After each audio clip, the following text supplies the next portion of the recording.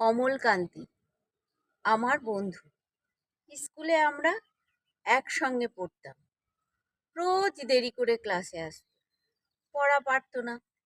শব্দরূপ জিজ্ঞাসা করলে এমন অবাক হয়ে জানলার দিকে তাকিয়ে থাকতো যে দেখে ভারী কষ্ট হতো আমার।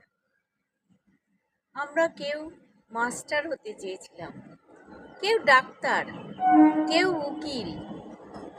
অমলকান্তি সেসব কিচ্ছু হতে চায়নি। সে রোদ্দুর হতে চেয়েছিল। ক্ষান্ত বর্ষণ, কাক ডাকা বিকেলের সেই নাজুক রোদ্দুর, জাম আর জামরুলের পাতায় যা কিনা অল্প একটু হাসির মতো লেগে থাকে।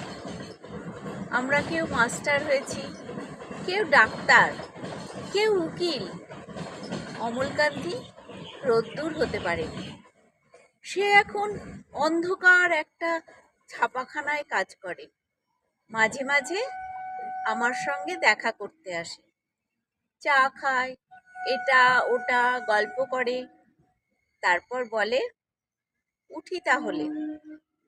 আমি ওকে দরজা পর্যন্ত এগিয়ে দিয়ে আসি।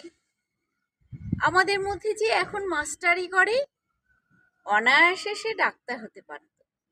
যে ডাক্তার হতে চেয়েছিল, উকিল হলে তার এমন কিছু ক্ষতি হতো না।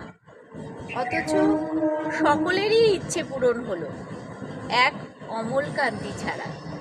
সেই অমলকান্তি রোদ্দুরের কথা ভাবতে ভাবতে ভাবতে ভাবতে যে একদিন রোদ্দুর হয়ে যেতে চেয়েছিল,